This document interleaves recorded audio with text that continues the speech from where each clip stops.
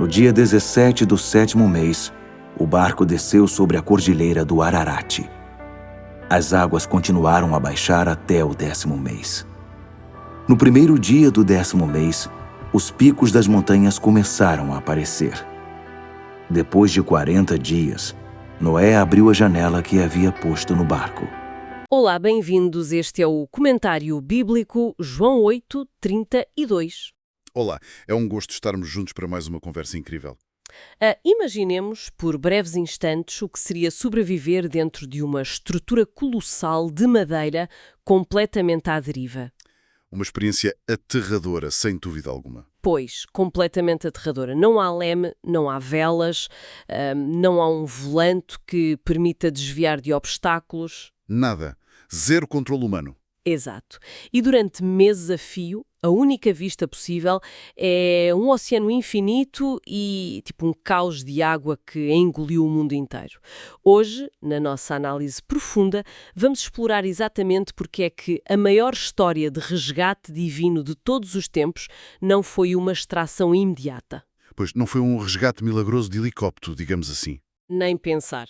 Foi sim uma viagem dolorosamente lenta e incontrolável em direção às montanhas. Vamos mergulhar no capítulo 8 do livro de Gênesis. Um capítulo fascinante. É mesmo. Focando-nos sobretudo naquele momento de tremenda tensão em que as águas começam finalmente a ceder. É um momento literário e teológico de uma força incalculável.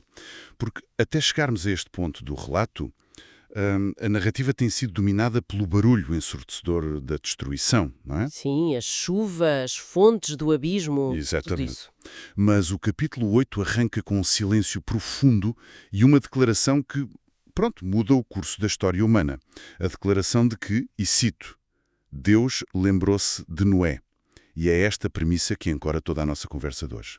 E para garantir que fazemos justiça a este momento monumental, trouxemos para a mesa um conjunto de fontes absolutamente brilhantes. Sem dúvida. Temos material incrível hoje. Vamos apoiar-nos nas notas teológicas de John Wesley, que tem uma capacidade ímpar de ligar o texto sagrado às leis da natureza. Essa perspectiva do Wesley é fantástica. É, não é? Vamos também recorrer à visão profundamente descritiva de Ellen G. White. No seu clássico Patriarcas e Profetas. Isso mesmo, para compreendermos a dimensão mais física, mais real deste drama. E claro, vamos mergulhar na obra de Gerhard von Rad. O livro Gênesis, um comentário. Precisamente, para percebermos um pouco da arquitetura impressionante deste texto. Mas, antes de avançarmos para as águas que baixam, há algo que salta logo à vista quando entramos neste capítulo. Há uma contagem do tempo que roça quase a obsessão. É verdade. O texto insiste em marcar o calendário com uma precisão cirúrgica. Ok, vamos dissecar isto. Porque o autor faz questão de nos dizer que a arca repousou no 17º dia do 7º mês. Pois relata que os cumes das montanhas apareceram no primeiro dia do 10º mês. E ainda que a janela foi aberta 40 dias depois. Tudo muito medido. Pois. E pensando na psicologia de quem atravessa um trauma profundo, quer dizer, sabemos que em momentos de crise extrema o tempo costuma desfazer-se. Torna-se um caos instinto. Completamente. Quando estamos fechados num espaço a lutar pela sobrevivência, uma semana pode parecer um ano. E um ano pode parecer um dia. Perde-se a noção do calendário. Sim, a nossa mente não processa o tempo da mesma forma. Então eu levanto esta teoria. Num mundo submerso, onde não restava absolutamente mais ninguém com quem combinar uma data, esta precisão não pode ser só para benefício humano. Tem de estar a comunicar outra coisa. Olha, a tua intuição aponta na direção certa, porque essa precisão cronológica está de facto a cumprir uma função teológica imensa. Lá está. O Gerhard von Rad aborda este tema de forma magistral no seu comentário. Ele argumenta que o dilúvio nunca foi um evento de descontrole cósmico. Embora pudesse parecer, não é? Para quem estava lá dentro. Para quem estava dentro da arca, devia parecer o fim de todas as leis da física. Mas a marcação exata dos dias e dos meses serve para provar que havia um calendário divino em plena operação. Uau! O caos visível contido na ordem invisível. Exato. E o von Rad demonstra isto através daquilo a que chamamos uma estrutura quiástica no presto. Uma espécie de espelho literário, certo? Exato. Onde a segunda metade da história reflete, de forma inversa, a primeira metade. É exatamente isso. O von Rad nota que o capítulo 8 é construído como um espelho perfeito do capítulo 7. Como assim? Bem, se no capítulo 7 tivemos os 7 dias de espera, seguidos por 40 dias de chuva e depois 150 dias de águas a subir, O capítulo 8 inverte a ordem. precisamente, temos 150 dias de águas a baixar, seguidos de 40 dias de espera e depois períodos de 7 dias para soltar as aves. Tudo o que subiu, Agora desce.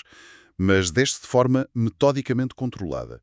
O que foi destruído começa a ser restaurado aos poucos. e essa ideia de restauração leva-nos a um detalhe que Von Rad sublinha e que muda completamente a forma como lemos o momento em que a arca finalmente toca em terra firme. Sim, ele sugere que o momento em que a arca pousa na cordilheira do Ararat e em que a terra seca volta a aparecer é um paralelo direto com o terceiro dia da criação. No primeiro capítulo de Gênesis, Isso. Quando Deus separou as águas e fez aparecer a porção seca. O que estamos a testemunhar não é apenas o fim de uma tempestade muito longa. É, do ponto de vista literário e teológico, uma recriação do mundo. O palco está a ser montado para a humanidade recomeçar. aqui é que fica mesmo interessante, porque quando olhamos para a linguagem específica que o autor usa para descrever esse pouso da arca, entramos num território linguístico fascinante. E tão rico. O texto diz simplesmente que a arca repousou, mas a palavra hebraica original usada ali é vatanach, Vatanash, sim. que tem a sua origem na raiz nuach. E a razão pela qual isto é tão impressionante é que o nome do protagonista desta história, o Noé, que em hebraico se diz Noach, partilha exatamente a mesma raiz. Significando literalmente repouso. Ou consolo, exato. O que é fascinante aqui é a intencionalidade do autor bíblico. A linguagem é incrivelmente polida. O homem, cujo nome significa repouso, encontra finalmente repouso sobre uma terra purificada. É lindo. É muito poético. E repara, ele foi profetizado pelo seu pai no momento do nascimento como aquele que traria consolo à humanidade. A identidade do sobrevivente e o destino final da embarcação estão unidos pela mesma raiz hebraica. O que comunica que não houve um único acidente nesta viagem. Nenhum. O culminar da história estava inscrito no nome de Noé, desde o dia em que ele nasceu. Mas temos de ser honestos sobre a mecânica deste repouso, porque a realidade física de estar lá dentro devia ser aterrorizadora. Voltando àquela imagem de que falámos no início. Da arca à deriva. Sim. A arca não era um navio no sentido moderno, com uma sala de comando. É a ausência total de controle. Estar ali dentro devia ser a derradeira lição sobre o que significa não ter o destino nas próprias mãos. E as notas teológicas do John Wesley captam isto de uma forma brilhante. O Wesley é muito pragmático na sua análise. Muito. Ele aponta que a arca foi dirigida para as montanhas da Arménia, para a região do Ararat, não pela prudência ou pelos conhecimentos de navegação da tripulação, mas exclusivamente pela providência divina. O apontamento do Wesley toca no cerne da teologia da providência. Quando dependemos das nossas próprias ferramentas de navegação, Dos nossos mapas e bússolas. isso mesmo, das nossas capacidades de antecipar o perigo, sentimos que estamos no controlo, mas nesta narrativa o ser humano é despojado de qualquer ilusão de controle. Completamente despido disso. A posição exanta do pouso não foi ditada por correntes marítimas aleatórias, nem foi um acidente topográfico onde simplesmente, bateram contra a primeira pedra que apareceu. Pois não. O facto de pousarem numa cordilheira tão elevada é uma declaração de que o abrigo foi garantido pelas alturas, por uma supervisão que está muito acima do caos. E Ellen G. White, no livro Patriarcas e Profetas, traz-nos uma perspectiva que complementa perfeitamente a visão do Wesley, mas adicionando-lhe toda a força da brutalidade dos elementos. Os detalhes que ela dá são muito intensos. Muito intensos. Muitas vezes imaginamos a arca a flutuar de forma plácida, como um barquinho num lago tranquilo. E não foi nada disso. Não, ela descreve um cenário de violência extrema. Escreve que a arca era atirada de uma vaga gigantesca para outra, batida por ventos impetuosos, e que a madeira gemia e estremecia em cada fibra. O que faz todo o sentido, dadas as forças naturais envolvidas. Claro. Contudo, ela diz que flutuou em segurança porque, e usa as palavras dela, anjos magníficos em poder foram comissionados para aguardar. E o dou por mim a pensar no verbo hebraico que foi traduzido para o momento do pouso. O tal Vatanach. Exato. Porque, do ponto de vista da física, uma caixa de madeira colossal, à mercê daquelas ondas, a ir de encontro a uma montanha de pedra submersa, O resultado lógico seria a aniquilação total da embarcação. a arca desfazer-se-ia em milhares de pedaços. Seria um embate fatal. Mas não é isso que acontece. E essa é a beleza do verbo utilizado. O movimento descrito não é o de uma colisão violenta, mas sim um movimento de descida controlada, um repouso amparado. Um repouso, a providência divina que Ellen G. White descreve através da ação invisível dos anjos, mostra-nos que o cuidado de Deus não se esgotou no momento em que a porta da arca foi fechada.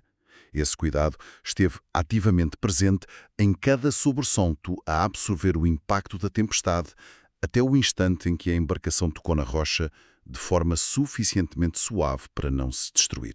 E é neste ponto da narrativa que surge uma tensão que confunde muita gente, porque a arca reposa, o pior da tempestade parece ter passado. Mas eles continuam lá dentro. Eles continuam lá dentro.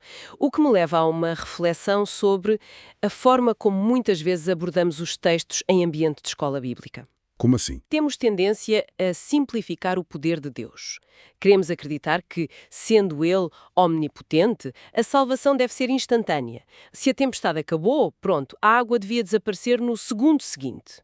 Quase como se Deus tivesse uma varinha mágica ou tirasse a tampa de um ralo gigante. Pois, a expectativa do milagre imediato. Exatamente. Mas o processo de recuo das águas demora meses. E a minha questão é, por que esta lentidão quase agonizante? Essa tua observação vai ao encontro de um dos maiores dilemas da fé humana, a nossa enorme dificuldade em lidar com o tempo de Deus. Quando olhamos para o versículo 3, a expressão hebraica que descreve o recuo das águas é alok vashuv, Alok vashuv. que se traduz literalmente por indo e voltando. É uma descrição poética e incrivelmente precisa do comportamento das marés. A água não evapora num instante de magia. Ela recua lentamente, avança um pouco sobre a terra, depois recua um pouco mais para trás. Palmo a palmo. Lá, palmo. Num movimento oscilatório contínuo. É fascinante pensar nisso, porque deita por terra a ideia de que o milagre tem de anular as leis da natureza. Eu gosto de pensar nisto usando a analogia da fisioterapia após um trauma físico profundo. Uma excelente comparação. Quando alguém parte um osso e passa por uma cirurgia complexa, a cura não acontece no preciso momento em que o médico diz que a operação foi um sucesso. Claro que não. A cura exige um processo doloroso, lento e repetitivo de reabilitação. O corpo tem de se readaptar aos poucos. É uma recuperação indo e voltando, com dias bons e dias maus. E parece que Deus está a fazer uma espécie de fisioterapia à própria terra. Essa analogia capta na perfeição a mecânica deste capítulo. E é precisamente isso que o John Wesley sublinha na sua análise. Ele aponta que Deus não suspendeu a criação para a consertar. Ele usou a própria criação. Usou os elementos. Exato. O Wesley observa que as águas recuaram devido à ação contínua do vento, ao calor do sol que causou uma evaporação gradual e através da absorção por parte de grandes fendas e cavernas subterrâneas. Portanto, meios puramente naturais. Ou seja, a mesma natureza que serviu de instrumento de juízo é agora mobilizada como instrumento de restauração. A providência de Deus atua através das causas secundárias. Ele governa os processos naturais sem ter de os atropelar com imediatismo. A restauração autêntica exige tempo. E esse tempo de restauração impõe um fardo psicológico brutal a quem está lá dentro. Porque o texto diz-nos que, depois do pouso da arca, os cumes das montanhas começam finalmente a aparecer no primeiro dia do 10º mês. Um pequeno sinal de esperança. Podíamos pensar que o Noé abriria imediatamente a porta para sair a correr. Mas ele não o faz. Ele espera. A narrativa diz que ele esperou 40 dias antes de sequer abrir a janela da arca. 40 dias fechado a olhar para as paredes. 40 dias. É um período de contenção que desafia completamente a nossa compreensão moderna de ansiedade. Se ligarmos isto ao panorama geral das Escrituras, percebemos que o número 40 carrega sempre um peso narrativo e simbólico muito denso. Nunca é apenas uma medida de tempo aleatória. É uma medida de transformação. É um número que vemos muitas vezes, não é? Sim, muitas. Foram 40 dias de chuva ininterrupta para instalar o dilúvio. Mais tarde, na história do povo de Deus, vemos a nação de Israel a passar 40 anos no deserto, num processo doloroso de purificação antes de entrar na Terra Prometida. E no Novo Testamento também. Claro. O próprio Cristo passa 40 dias no deserto a ser tentado e provado antes de iniciar o seu ministério público. Em todos estes momentos, o período de 40 funciona como um tempo de incubação. É a fase de silêncio e de provação que antecede diretamente uma grande viragem histórica. Então, o que é que isto tudo significa para a atitude de Noé. O facto dele ter visto os topos das montanhas, mas ter tido a disciplina férrea de cumprir esse tempo de incubação antes de investigar o mundo exterior. É um ato de tremenda maturidade espiritual. E sobre essa investigação exterior, há um detalhe linguístico lindíssimo. O texto diz que ele abriu a janela. E a palavra hebraica para janela aqui é tsoar, Soar, sim. que também partilha o significado de luz do meio-dia, ou claridade extrema.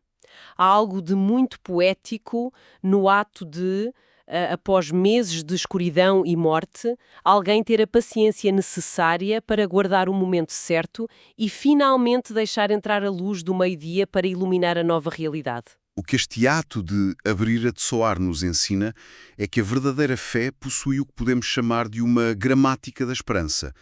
A fé não é uma atitude precipitada que força as portas antes do tempo, nem é uma resignação cega que fica ali sentada no escuro a deprimir. É um equilíbrio ativo. Exato. Noé ensina-nos que a busca ativa por respostas e a investigação do mundo vem como consequência da paciência.